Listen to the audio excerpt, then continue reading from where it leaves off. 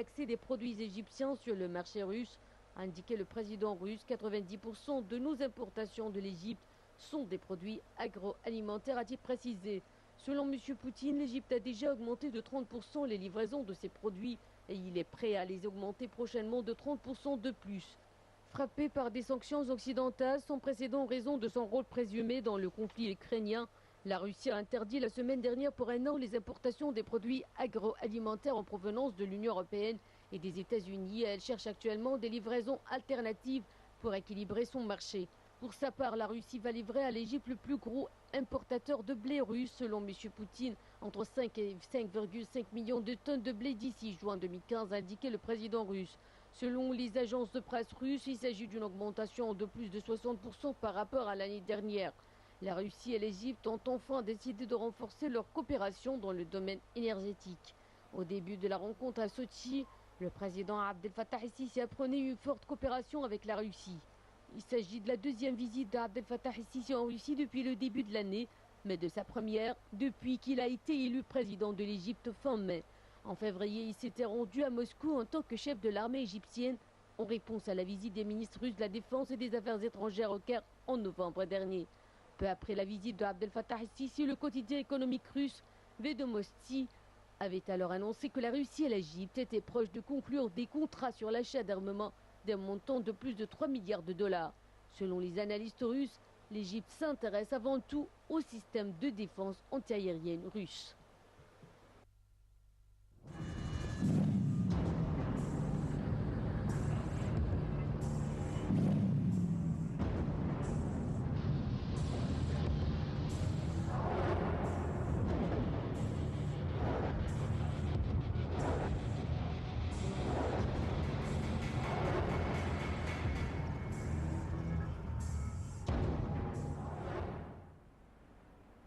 Et monsieur, nous sommes rejoints actuellement par l'analyste politique, monsieur Abdelrafa Moussa, qui se trouve aujourd'hui au studio de NAL TV International. Comme vous savez, chers téléspectateurs, monsieur Abdelrafa Moussa, c'est le professeur de droit commercial à l'université de Zaqazig. Bien sûr, c'est un analyste politique. Toujours, vous êtes le bienvenu sur NAL TV International. Monsieur Abdelrafa Moussa. Bonjour. Bonjour, monsieur.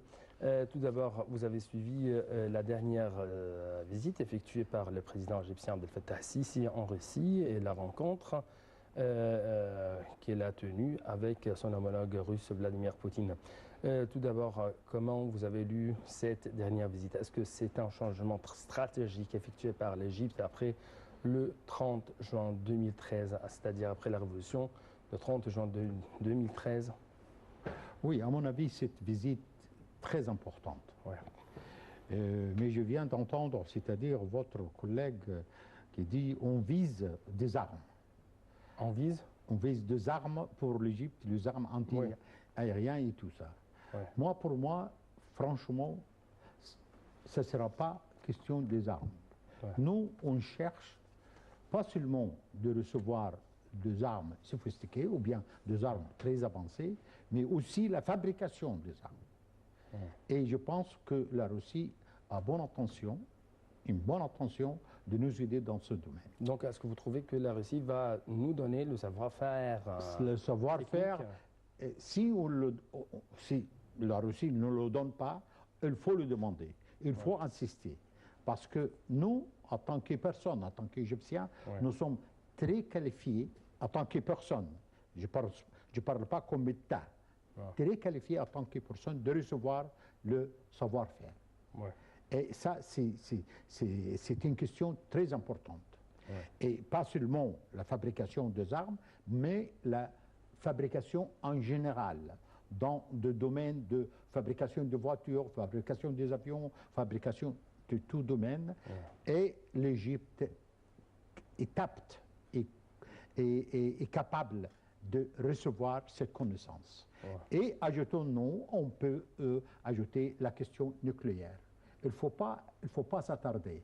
Mais avec le nucléaire, il ne faut pas oublier, c'est-à-dire le système recevoir, le système solaire, le système de ventilateur pour produire de l'électricité pacifique est accepté par tout le monde. Ouais. Mais ça n'empêche pas de continuer dans le domaine de savoir-faire, dans le domaine nucléaire et d'autres domaines concernant la fabrication des armes, la fabrication de tout le mécanique actuel dans le monde. Oui.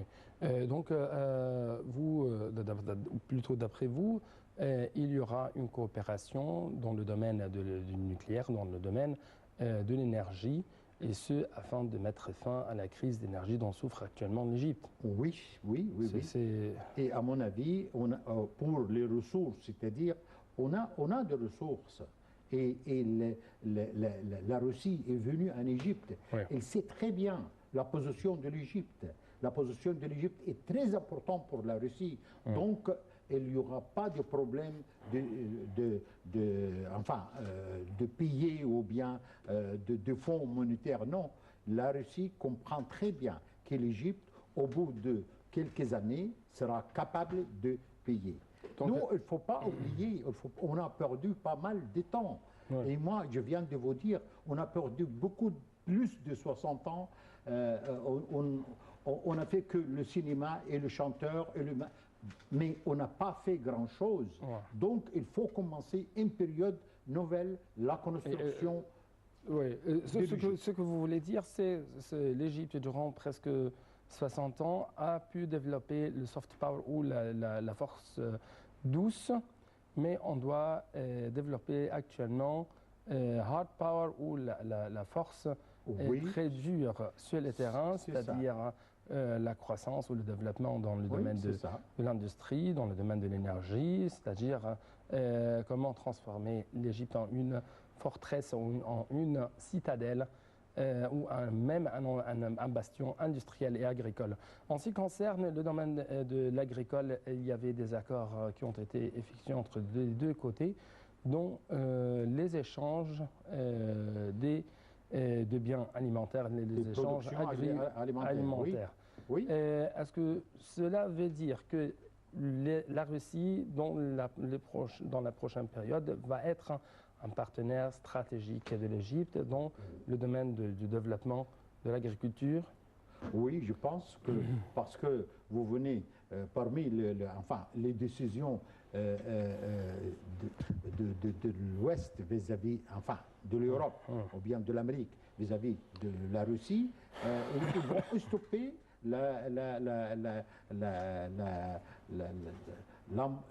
l'exportation de production alimentaire vers la Russie. Et la Russie va tourner vers l'Afrique, vers l'Asie, pour importer. Et nous avons le moyen d'exporter notre production alimentaire. Mais il ne faut pas attendre que cette manière très traditionnelle en Égypte, il faut manipuler, il faut mettre un système très très avancé pour savoir comment exporter, comment faire quelque chose comme il faut, comment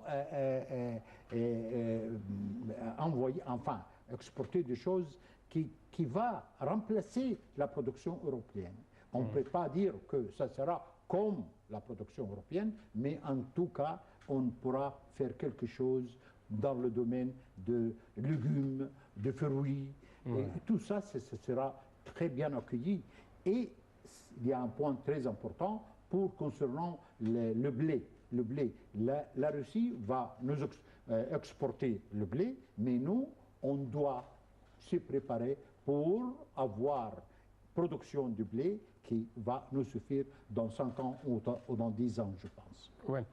Donc, dans l'autre côté, on doit dire que la Russie va avoir un accès plus facile au sein de l'Afrique à travers l'aide de l'Égypte dans le prochain jour. Certainement, parce que l'Amérique cherche d'avoir un pied en Afrique, la Chine aussi, mais la Russie, par le passage de l'Égypte, par l'accord avec l'Égypte, elle va avoir une place très importante en Afrique. Et ça, c'est très important pour la Russie. C'est la raison pour laquelle j'insiste de dire la Russie ne cherche pas de faire le marchand de vendre nos marchandises, c'est tout. Non, ils cherchent à avoir une place. Et le meilleur pays pour trouver une place pour la Russie, c'est l'Égypte. Donc vous trouvez que l'Égypte est actuellement une partie très importante dans une nouvelle guerre froide éclatée entre la Russie et les Occidentaux, c'est-à-dire les Européens, les États-Unis? C'est un début d'une guerre froide. Et je pense que le rapprochement entre l'Égypte et la Russie va favoriser la Russie d'avoir une bonne position en Afrique.